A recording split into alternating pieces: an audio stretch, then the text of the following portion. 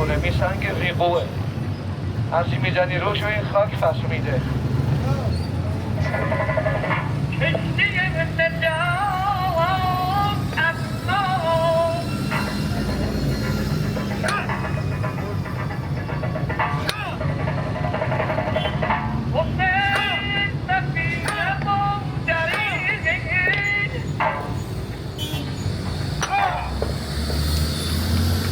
ببخشید افتخار پودکه یک کف بزنی کارگار پودکه بود. حالا دستمون رو میشکنه این موقع باید دستمون بده تو گچ. اما یه تیکشی میخوام با سر بشکنم سلامتی آمد. همه ببینن دست دیگه وقتی سر شده دیگه جواب کرده. اینم با پودک. حالا یه تیکشو با سر بشکنم به افتخار همه.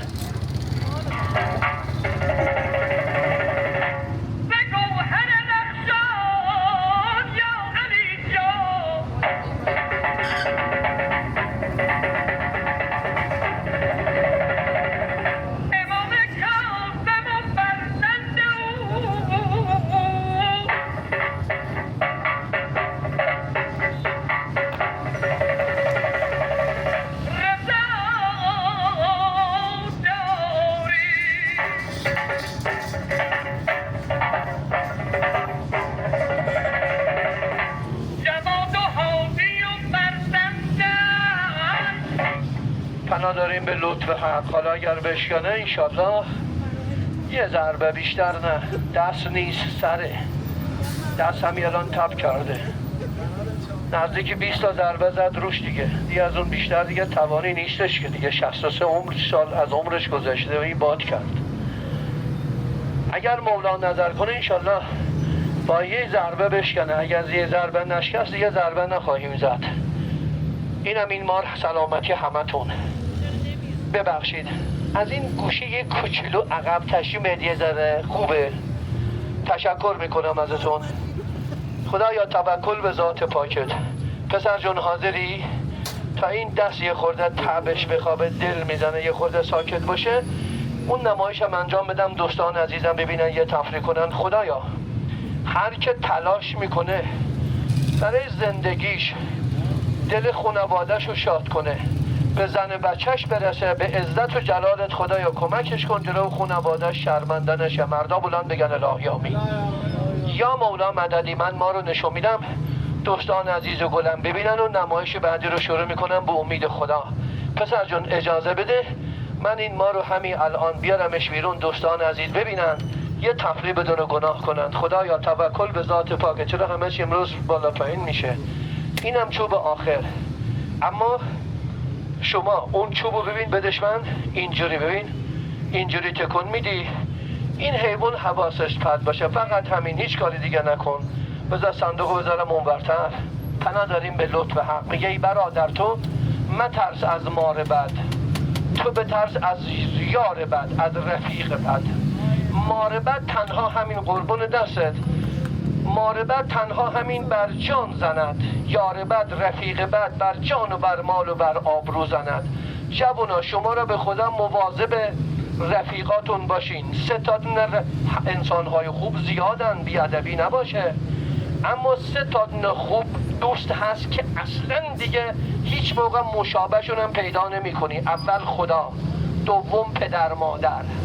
دوست خواستی برای همه ارزش قائل شو اما برای پدر مادر ویژه. به خاطر اینکه پدر مادر راضی‌اند یه موقع دوست و رفیق زیاد بهش فشار بیاد شونه خالی میکنه ولی پدر مادر راضی‌اند اون خاری که به پای تو رفته به چشماش بره ولی به پای تو نره. پس مواظب پدر مادرت باش عزیزم. اجازه بدید سلامتی همه داداشای عزیز من در صندوق باز کنم همه ببینن با دست بسته نمایشا رو انجام بدم به افتخار معرفت همتون که تشریف دارید. یا مولا مددی.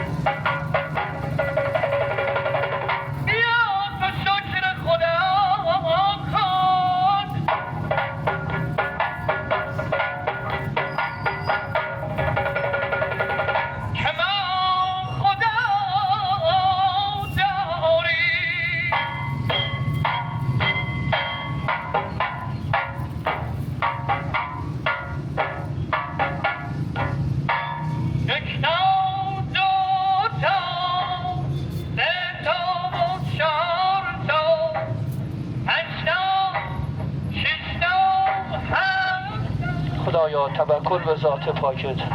دوستان عزیز و گلم، 3 تا دونه زنجیر بسته شده. همون که اول مجلس من از شما خواهش کردم برای شفای مریضای صلوات ختم کنید، منظور داشتم. میدونی من 3 ساله شریک زندگیم همسرم زمینگیره. کلا من صبح تا ظهر خونه داره میکنم، لباس میشورم، ظرفا رو میشورم، نهار درست میکنم، خونه جارو میکنم، نهار رو داروی بنده خدا رو میدم و بعد از ظهرم میام یه 2-3 ساعتی که وقت دارم یه لقمه نون براشون در بیارم. میگن بهشت پر از آدمای خوبه، راست میگن، ولی تو این دنیا هم ما هنوز نمردیم یه بهشت داریم. پول تو بذار جیبت، تو سرم هست، مال اون آقاست، خدا برکتش بده. میگن بهشت پر از آدمای خوبه، راست میگن، ولی ما هم هنوز نمردیم یه بهشت داریم. کجاست؟ کانون گرم خونوادمون. اون زن و مردی که کانون گرم خونوادشو خوب نگر میداره، براش ارزش قائله، واقعا انسان شریفیه، باید قدرشو دونست. اگر مولا نظر کرد تیکه پارش بریزه، اگر مولا نظر نکرد همه رو باز میکنم. بله یه دقیقه اجازه بدی، چندی نیست، یه دقیقه اجازه بدی، رو چشم میذارم دخترم. هر مردی، هر داداشی، هر برادری دوست داره این زنجیرها که نفتمون نکنن برای یه لقمه نون.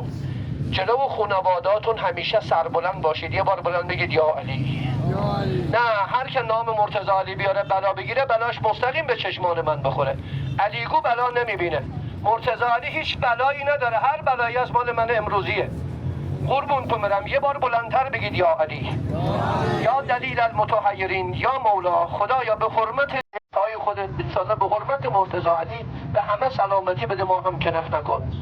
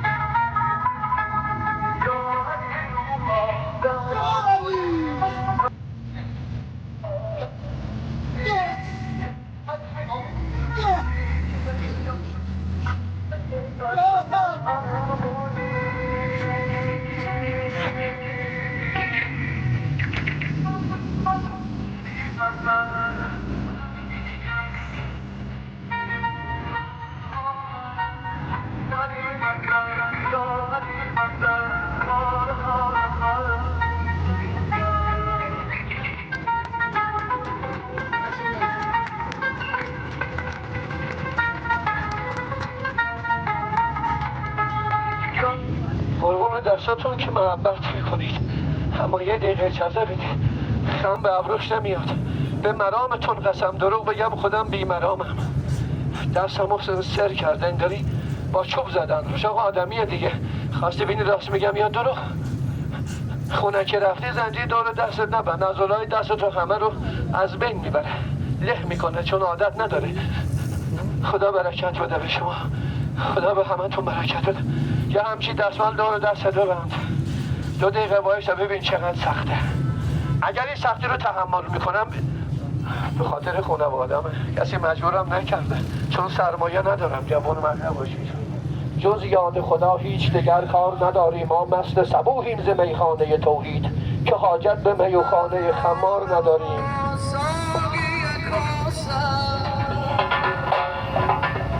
مست و خرابم زمین باده خاک کف پای تو سایه چشمم ای پدر خاک واسه غیبم دبه اهل دل زیر روی تو